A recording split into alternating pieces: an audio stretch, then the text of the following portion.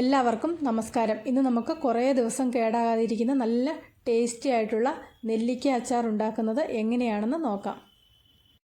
സാധാരണ നമ്മൾ നെല്ലിക്ക അച്ചാർ ഉണ്ടാക്കുമ്പോൾ ആവിയിൽ വേവിച്ചിട്ടാണ് ഉണ്ടാക്കാറ്.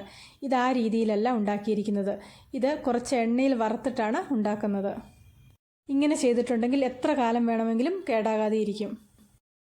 അച്ചാർ ഇടുന്നതിന് വേണ്ടി ഇവിടെ ഒരു 25 നെല്ലിക്കയാണ് എടുത്തിരിക്കുന്നത്. നന്നായിട്ട് കഴുകി വൃത്തിയാക്കിയിട്ടുണ്ട്. ഇതിൻ്റെ കേടായ ഭാഗങ്ങളൊക്കെ ഒന്ന് മുറിച്ച് കളയണം. ആദ്യം തന്നെ ചെയ്യേണ്ടത് ഇതൊന്ന് വറുത്തെടുക്കുക എന്നുള്ളതാണ്. അതിന് വേണ്ടിയിട്ട് ഒന്നെങ്കിൽ എള്ളെണ്ണ ഉപയോഗിക്കാം, അല്ലെങ്കിൽ വെജിറ്റബിൾ ഓയിൽ ഏതെങ്കിലും ഉണ്ടെങ്കിൽ അത് ഉപയോഗിച്ചാൽ മതി. ഇതിലേതെങ്കിലും ഒരു എണ്ണ ഉപയോഗിച്ചിട്ടുണ്ടെങ്കിൽ അച്ചാർ എത്ര ദിവസം വേണമെങ്കിലും കേടാകാതെ ഇരിക്കും. വെളിച്ചെണ്ണ ഉപയോഗിച്ചിട്ടുണ്ടെങ്കിൽ അച്ചാർ പെട്ടെന്ന് കേടായി പോകും. ചെറുതീയിൽ ഇത് എണ്ണയിലൊന്ന് വഴറ്റിയെടുക്കാം. ഇടയ്ക്ക് ഇതൊന്ന് അടച്ചു വെക്കണം. ഈ നെല്ലിക്ക ഒന്ന് അടച്ചു വെക്കുകയാണെങ്കിൽ പെട്ടെന്ന് കുക്കായിട്ട് കിട്ടും. മാത്രമല്ല, അല്ലെങ്കിൽ നെല്ലിക്ക കരിഞ്ഞു പോകാനുള്ള ഒരു സാധ്യതയും ഉണ്ട്. ഈ ഒരു രീതിയിൽ നെല്ലിക്ക അച്ചാർ ഉണ്ടാക്കിയിട്ടില്ലാത്തവർ ഇതുപോലെ ഒരു പ്രാവശ്യം ഒന്ന് ഉണ്ടാക്കി നോക്കണം.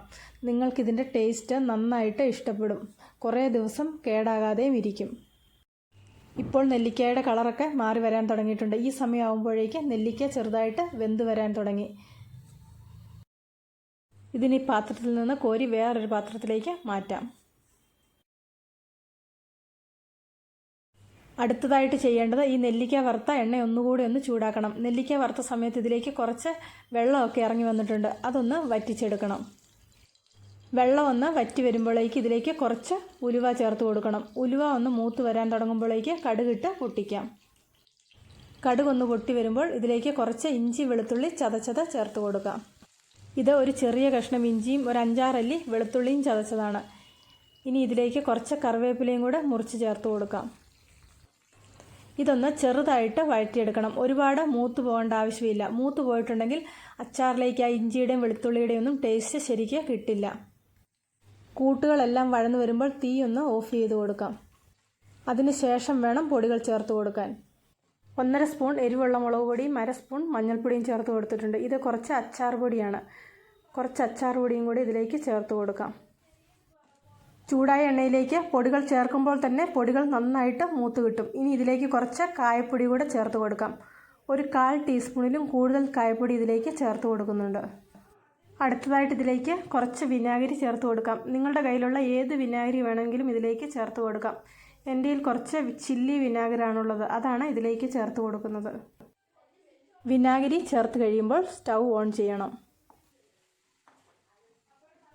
അച്ചാർ ഉണ്ടാക്കുമ്പോൾ എപ്പോഴും കുറച്ച് എണ്ണ, വിനാഗിരി, ഉപ്പ്, എരിവൊക്കെ കൂടുതലുള്ളതാണ് നല്ലത്. ഇങ്ങനെയുള്ള അച്ചാറാണ് കൂടുതൽ ടേസ്റ്റും കൂടുതൽ കാലം കേടും കൂടാതെ ഇരിക്കുന്നത്. അച്ചാറിൻ്റെ കൂട്ടൊക്കെ ഇവിടെ റെഡി ആയിട്ടുണ്ട്. ഇനി ഇതിലേക്ക് കുറച്ച് വെള്ളം കൂടെ ചേർത്ത് തിളപ്പിച്ചെടുക്കാം. ഓരോരുത്തരുടെയും ഇഷ്ടത്തിനനുസരിച്ച് വെള്ളം ചേർത്ത് കൊടുക്കാം. ഞാനിവിടെ ഒരു 1/4 കപ്പിലും കൂടുതൽ വെള്ളമാണ് ചേർത്ത് കൊടുക്കുന്നത്. പിറ്റേ ദിവസം ആകുമ്പോഴേക്കും ഈ വെള്ളമൊക്കെ അച്ചാറിലൊക്കെ പിടിച്ച് നന്നായിട്ട് കുറുകി വരും. അതിനനുസരിച്ച് വേണം വെള്ളം ഒഴിച്ചു കൊടുക്കാൻ.